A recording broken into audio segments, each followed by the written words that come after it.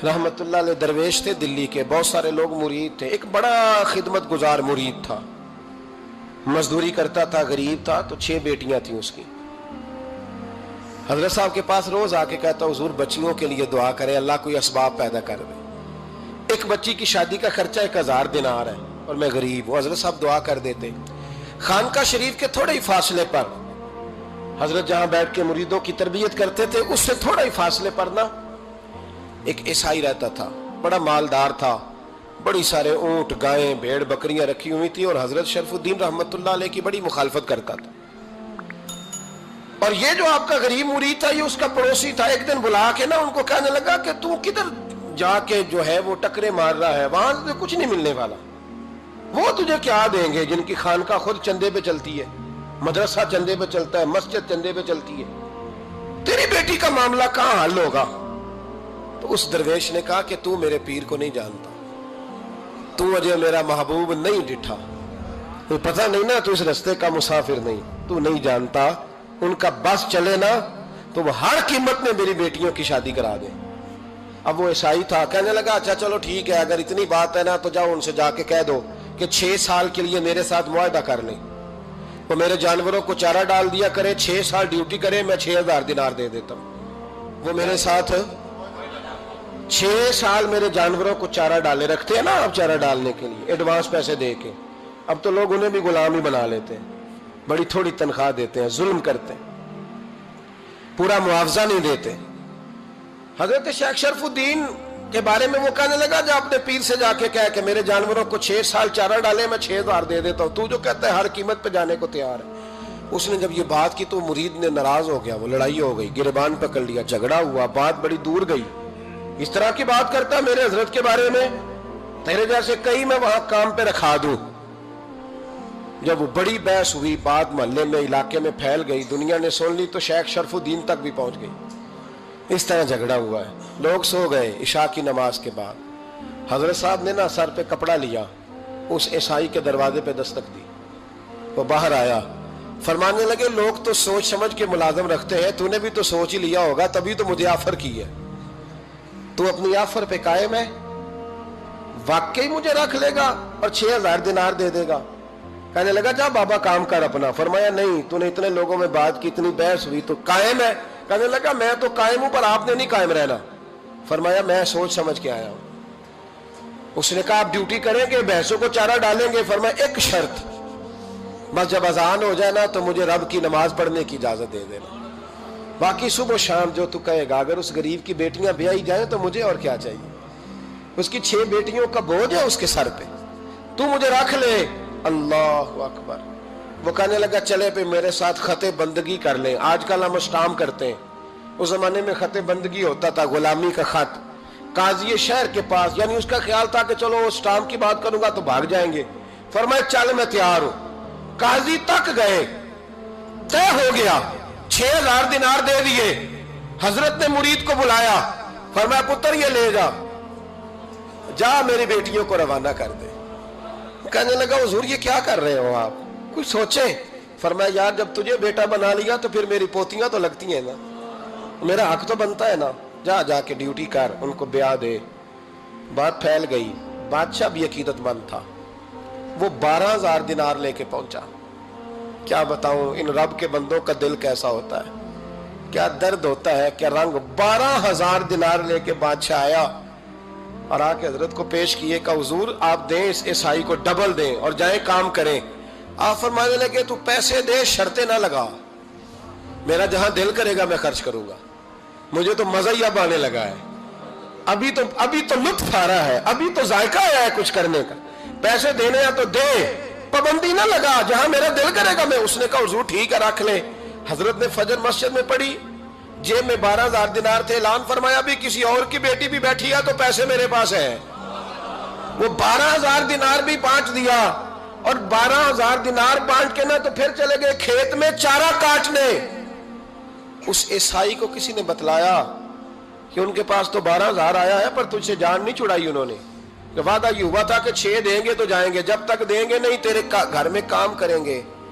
वो ना चारा काट रहे थे, हजरत साहब तो वहां पहुंच गया, दूर जाके खड़ा हो गया, कहने लगा बाबा پہلے تو میں نے مسلمانوں کے اخلاق سنے تھے، اب تو میں نے دیکھ بھی لیے، پر یہ بتا جب 12,000 آیا تھا جان کیوں نہیں چھڑائی؟ تو حضرت چارہ کاٹتے کاٹتے رو پڑے، فرمانے لگے تو نہیں نہ جانتا یہ بیٹیاں سانجی ہوتی ہیں، پتہ نہیں نا؟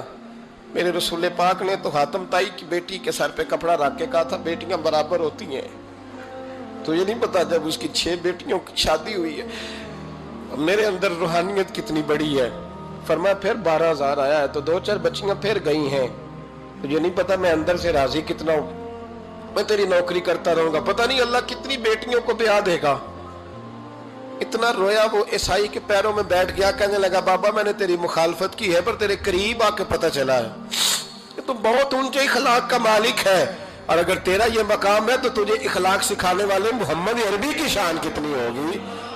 ظالم کی بولیے جاتے نہیں لوگ جھوٹے گواہ بن کے، وکیل صاحب کو نہیں پتا ہوتا کہ یہ بندہ مجرم ہے جو میرے پاس آیا، کیا مجرموں کے وکیل نہیں ہوتے؟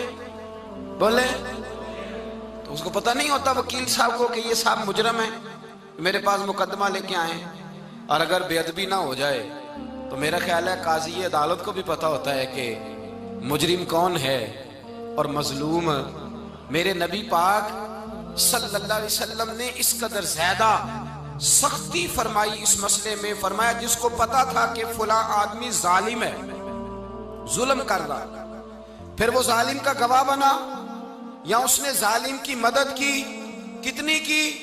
شارحین لکھتے ہیں چاہے اس نے ایک جملہ بول کے کی، چاہے ایک، سارے بولیے، چاہے ایک غریب کو اس نے ظلم کیا تو کہتے ہیں علاج یہ سی، چاہے ایک جملہ بول کے کی، شارحین اس حدیث کی شرح میں لکھتے ہیں ایک جملہ بول کے چاہے مدد کی، جس بندے نے کسی ظالم کی مدد کی کسی مقدمے میں یا کسی صورت میں اور اسے پتا تھا یہ ظالم ہے، میرے نبی پاک صلی اللہ تعالیٰ علیہ وسلم فرماتے ہیں اگر اس نے مدد کی، ابھی ظالم کی بات نہیں ہو رہی، ظالم کے مددگار کی بات ہو رہی، اگر کسی نے ظالم کی مدد کی تو حضور فرماتے ہیں خدا بھی اس سے بری و ذمہ ہے، رسول بھی اس سے بری و ذمہ ہے۔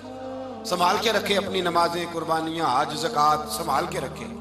اگر ظالموں کا مددگار ہے، الیکشن آ لینے دے، آپ کو نظر آ جائے گا کون کون ظالموں کا مددگار ہے، نظر آ جائے گا۔ اپنی جیب سے لوگ پیسے دے کے ظالموں کی مدد کریں گے، ان کے فلیکس چھپوائیں گے، بورڈ لگوائیں گے، جیبوں سے پیسے دے کے۔ ہم نے خود آگ لگائی ہے چمن میں اپنے، بے سبب گردش ایام کو الزام نہ دو، ہم نے خود نور کا ظلمت سے کیا ہے سودا، کر کے توہین سحر شام کو الزام نہ دو۔ ظالموں کے مددگار میدان میں آ گئے، یہ چھوٹا لفظ نہیں، میرے حبیب پاک صلی اللہ علیہ وسلم نے فرمایا جو ظالم کا مددگار ہے سن لے جو سجن کے ساتھ کچہری جاتا ہے، وہ یاد رکھے جو دوست کا گواہ بنتا ہے، وہ یاد رکھے جو کہتا ہے میں مانگی گیا تھا، مجھے بلایا گیا تھا قبضہ چھڑانے کے لیے کسی غریب بیوہ کی جائیداد پہ، وہ سن لے تو مدد کر کے نہیں آیا، تو خدا کے ذمے سے نکل گیا ہے۔ رسول پاک نے فرمایا تیرا میرا تعلق ختم ہو گیا، تو ظالم کا مددگار ہو گیا۔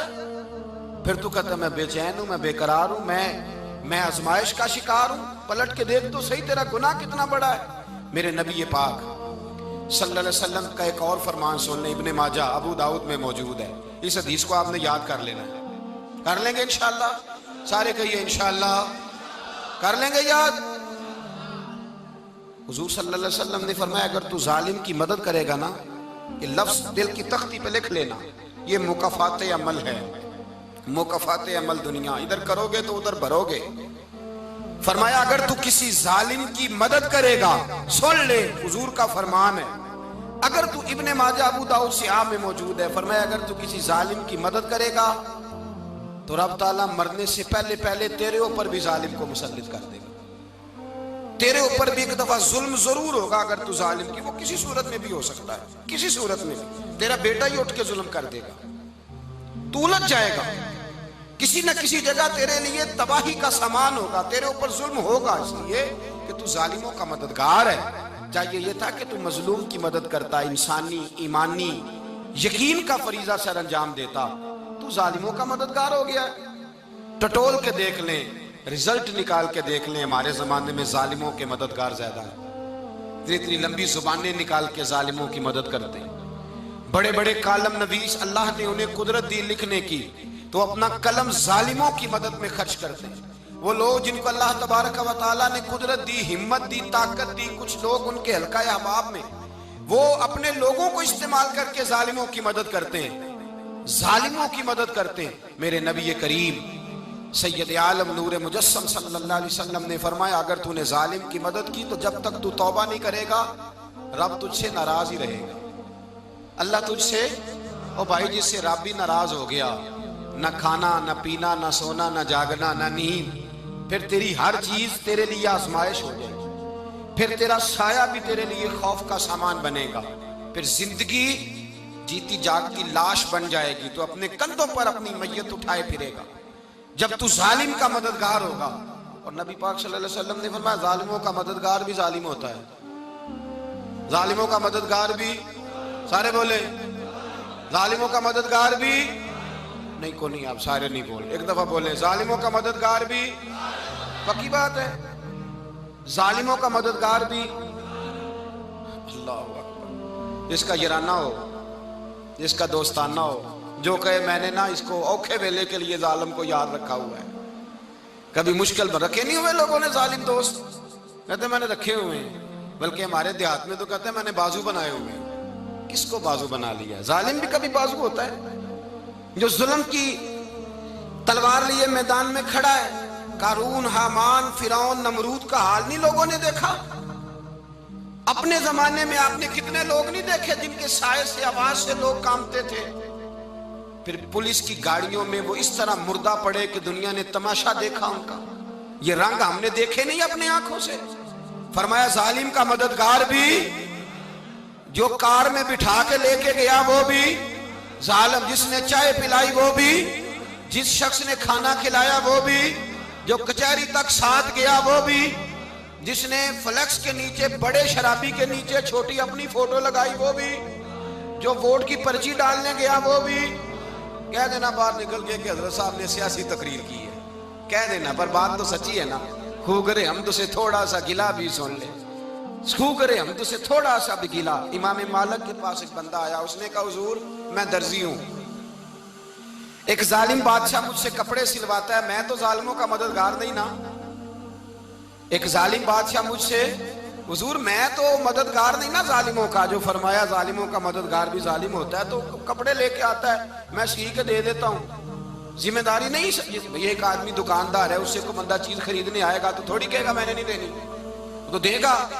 کوئی بندہ اگر کسی شخص سے کوئی کام کہتا ہے جو اس کی فیلڈ ہے، اس کا شعبہ ہے، اس کا معاش کا وہ سلسلہ ہے، کہتے ہیں یا رسول اللہ صلی اللہ علیہ وسلم ظالموں کا مددگار بھی ظالم، حضور نے فرما دیا۔ تو امام مالک سے بندے نے مسئلہ پوچھا، دل کی تختی پہ لکھنے والی باتیں ہیں، کہا حضور میں درزی ہوں، ظالم کپڑے سلواتے ہیں، میں تو مددگار نہیں نا۔